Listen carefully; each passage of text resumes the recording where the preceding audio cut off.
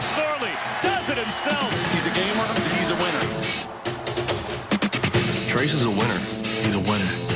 Everywhere he goes, he's a winner. He'll do whatever it takes to get the job done and get the dub. You know, that mentality that he has, it's infectious. And when we come out that halftime, after Trace has spoken to that offense, it's like they just get going and just start reeling off touchdowns. Obviously a mobile guy, and I think that's what's really made him special this year.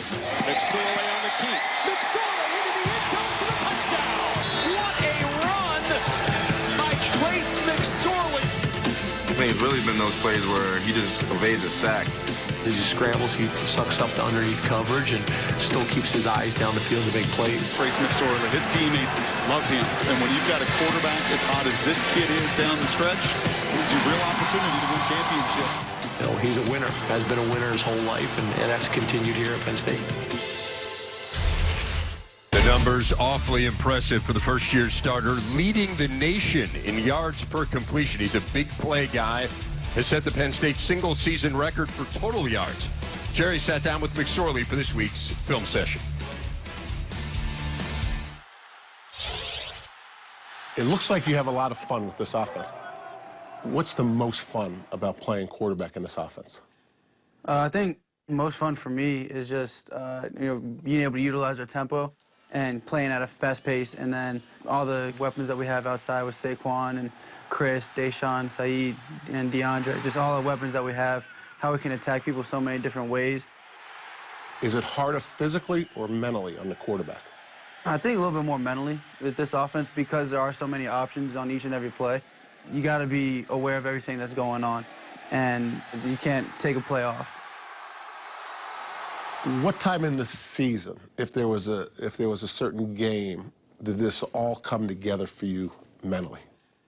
I think probably the Minnesota game would be the one where mentally kind of everything, pass game, run game, started coming together mentally, kind of being able to dictate the runs, being able to ride the mesh a little bit longer, trying to get a defensive end to bite down, and then being able to get to that second and third phase of the play.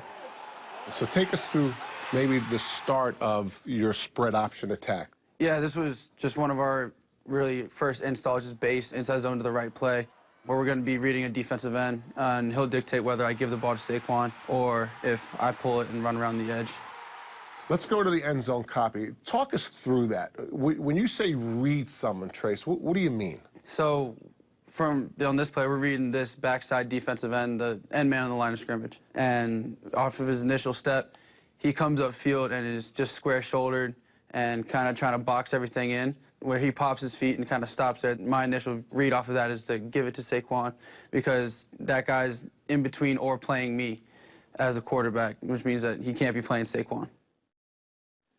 Now, is this the same play with a different result?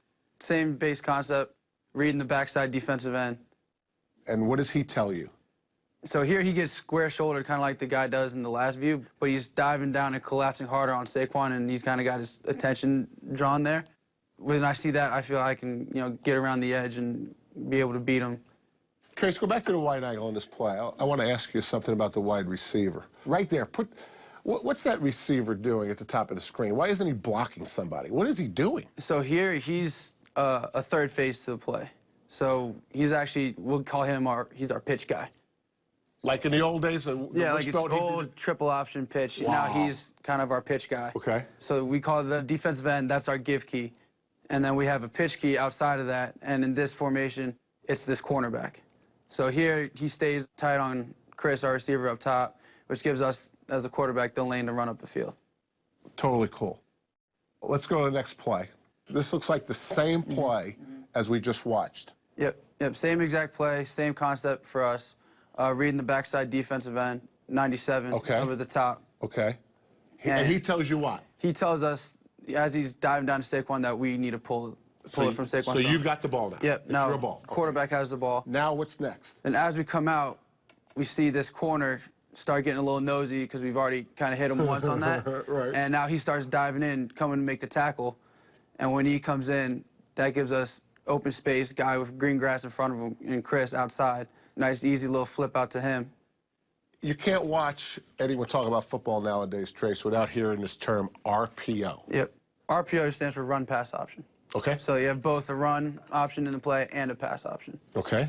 So kind of on this initial one, we got one of our base run plays called, and now we're reading second-level defender.